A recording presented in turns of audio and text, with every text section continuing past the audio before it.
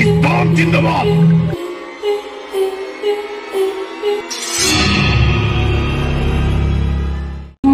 তুমি যাকে এখন শুধু পার্ক ভাবো, সেই জায়গাটা একসময় ইতিহাসের নীরব সাক্ষী ছিল, যেখানে আজ পার্ক, সেলফি আর হেঁটে বেড়ানো। একদিন ঠিক সেই জায়গায় কারো কান্না থেমে গিয়েছিল আর কারো জীবন। বরিশালের 30 গোডাউন এটা শুধু নাম না, এটা এক ছিন্ন ভিন্ন ইতিহাস। আজ বলবো বরিশালের হারিয়ে যাওয়া 30 গোডাউনের গোপন ইতিহাস। 1865 সাল, কীর্তনখোলার তীরে ব্রিটিশরা বানায় রপ্তানি গুদাম। 30টি নয়, শুরুতে 28টি গুদাম ছিল। নৌপথে চাল, তামাক, নারকেল, মশলার ব্যবসা চলতো এখান থেকেই। পরে 1871 সালের ব্রিটিশ নথিতে প্রথম শব্দটা লেখা হয় 30 গোডাউন। তখনকার বাণিজ্যের হৃৎপিণ্ড ছিল এই স্থান। শুধু বাণিজ্য না, ব্রিটিশদের নজরে এটি ছিল গোপন কন্ট্রোল হাব। রাতের অন্ধকারে এখানে মাল খালাস হতো, যেটা কাগজে দেখা যেত না।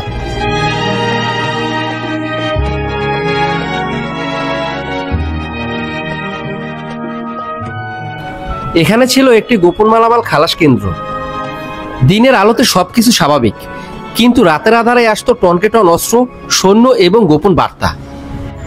কথিত আছে এখানে একবার পুরো একটি ব্রিটিশ যুদ্ধ জাহাজের মালপত্র খালাস করা হয়েছিল কারো জানার আগে। 1971 সালের যুদ্ধ।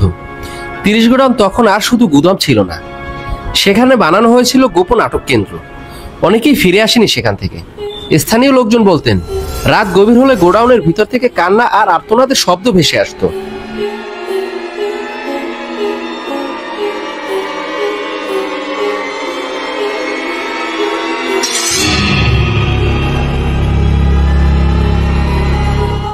কেউ বলতে পারে না ঠিক কতজনের রক্তে ভিজে আছে এই মাটি, কিন্তু ইতিহাস চুপচাপ দাঁড়িয়ে আছে আজও। সেই সব গুদামের মাটির নিচে আজও নাকি অনেক কিছু লুকানো, কিন্তু কোনো দলিল নেই, শুধু মানুষের মুখে মুখে ছড়িয়ে থাকা গল্প।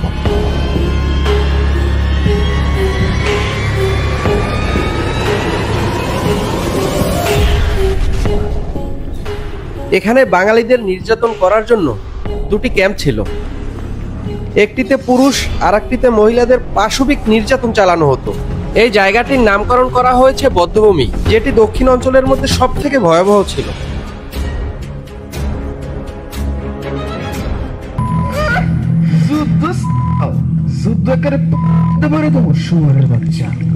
পাকিস্তান জিন্দাবাদ। পাকিস্তান জিন্দাবাদ। পাকিস্তান জিন্দাবাদ। মাতৃভূমি বাংলা স্বাধীন করব আমরা। স্বাধীনতার পর সেই সব গুদাম ভেঙে ফেলা হয়। 1975-এ গড়ে ওঠে একটি স্মৃতিস্তম্ভ। আর 2008 সালে এই জায়গা নতুন নামে পরিচিত হয় 30 গোডাউন রিভার ভিউ পার্ক। কিন্তু জানো কি, যেখানে আর ছোট ছোট বাচ্চারা খেলে, সেখানে একদিন ভয় ছাড়া আর কিছুই ছিল না।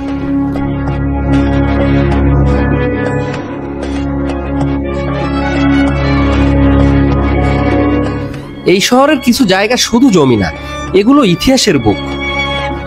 30 গোডাউন তার ভাঙা দেয়ালের মধ্যেও একটা কথা বলে, আমি সব দেখেছি, শুধু কেউ শোনেনি।